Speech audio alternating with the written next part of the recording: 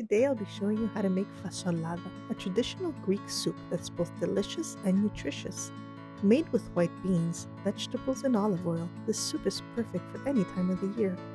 And to make it even better, we'll be serving it with crumbled feta cheese, crusty bread, and tangy Kalamata olives.